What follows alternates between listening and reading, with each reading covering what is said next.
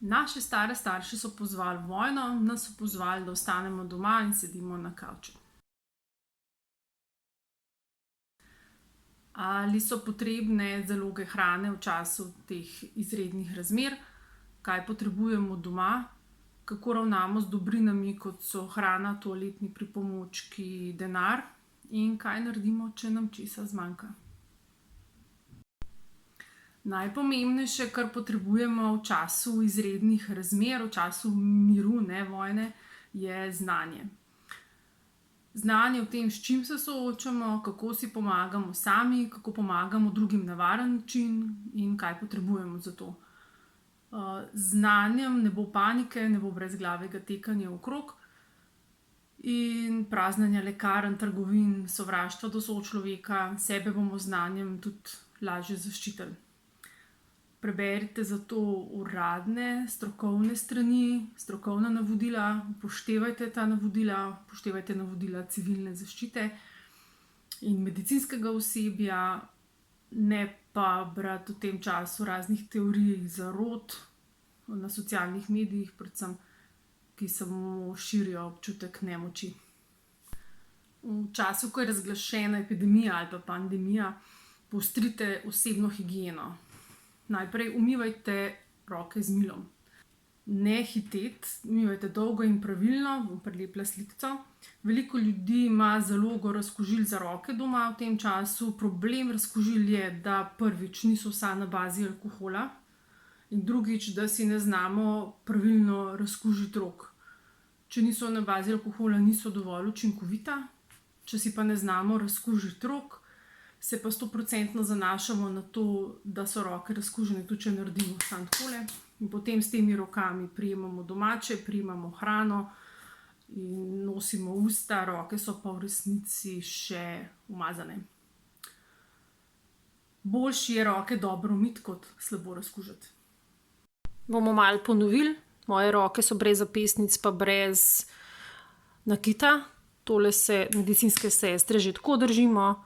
Dovoljno količino moramo dati razkužila in potem 8 do 10-krat podrgnemo dlani, nohte.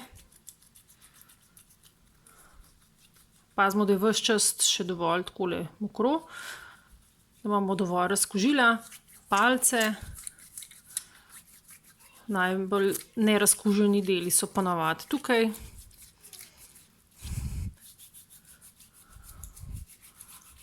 Takole. Pri umivanju bi pa potem še zapestja. Počakamo, da se posuši, ni treba nič stresati, nič pihati. In deluje. Druga stvar je, kadar se vrnete domov iz službe in če ste se zadrževali v prostorih, kjer je bilo veliko ljudi, kjer so ljudje kašljali, na primer iz lekarne, trgovine, avtobusa, vlaka, se doma najprej preoblecite, to dajte prati, nato se pa najboljše umijte, stuširajte tudi lase, in to temeljito z milom, s šamponom. Če imate oblačila oblečena doma, če ste jih prej imeli v natrpanem avtobusu, lahko zdaj te stvari iz avtobusa prinesete tudi na kavč. Če imate umazane lase, greste z njimi spat, se potem to raznese po polštru in vdihnete ponoči. V glavnem, če imate občutek, da ste bili nekje, kjer bi lahko karkoli prinesli domov, se pač vsak dan stuširajte, a ne. Tretji nasvet je, da kljuke, tipke, telefone, stikala, volan od avta večkrat na dan prebrišemo. Lahko z razkužilom za površine na alkoholni bazi. Če ga znate pravilno uporabiti, da ne razmazujete, ampak da z enim potegom to razkužite. In ni treba izropati trgovin in celega stanovanja razkužiti. Če se boste vi umili, razkužili mogoče roke z alkoholnim razkužilom pravilno, potem ste varni. Četrti nasvet je ne izropati trgovin in kupovati stvari, ki jih ne potrebujete v količinah, ki jih ne boste nikoli potrebovali. Naredite zalogo suhih živil in živil z dolgim rokom uporabe, ki bo dovolj za vašo družino za 14 dni. Ni potrebe po pretiravanju, ni treba izropati trgovin, kakor da eno leto ne bomo mogli nič kupiti. V prejšnjem videu, kako nahraniti družino za 30 evrov na teden, je nekaj kakovostnih živil, s katerimi smo kuhali 6 dni, in s temi živili se da kuhati za družino tudi 14 dni. Video bo spodaj, treba je samo povečati količine, vi veste, koliko vaša družina poje. Mi smo naredili za tole 14-dnevno zaprtje šol dvotedenski nakup, nič več, se pravi 220 evrov približno namesto 110 smo dali, ker 2 tedna ne bomo šli v trgovino. Naprimer živila, kot so suhe stročnice, polnozrnata moka, suhi kvas, sol, sladkor, kis, ovseni kosmičik so ful stransko uporabni. Kokosova ali pa palmina maščoba, ker je uporabna tudi v kozmetiki.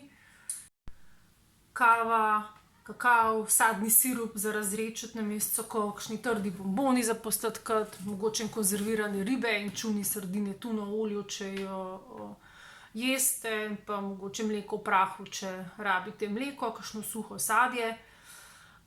Ne pozabiti na dojenčke, če imate majhne otroke, pleničke, otroško hrano, pa hrano za posebne diete, celiakijo in tako dalje. Pa tudi hrano za hišne ljubljenčke.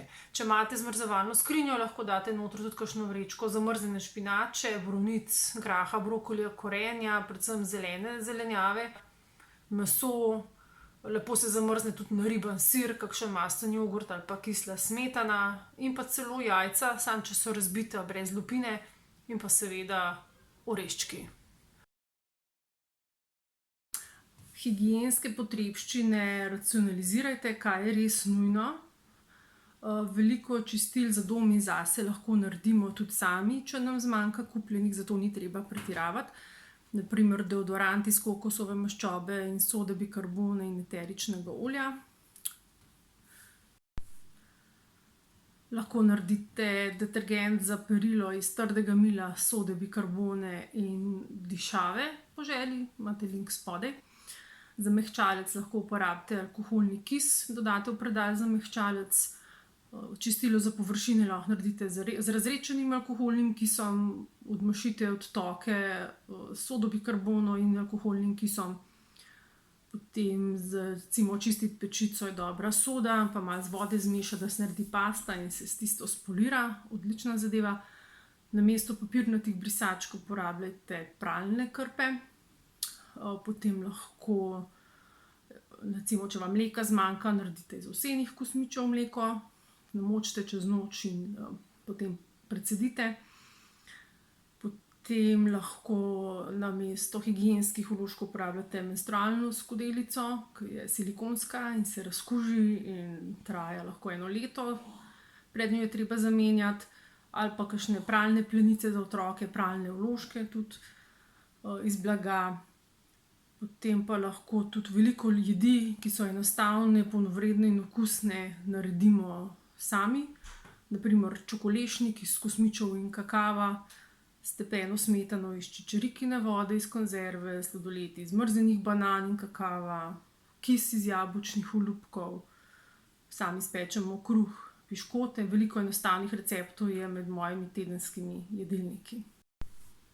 In najbolj pomembna točka, skrbite za gibanje na svežem zraku, na soncu, da naberete D-vitamin, pokličite se, ne obiskujte se, ne dobivajte se v kavarnah, ustvarjajte doma z otroki, spodaj imam recimo en recept za plastelin in ostanite zdravi, se vidimo. Čau!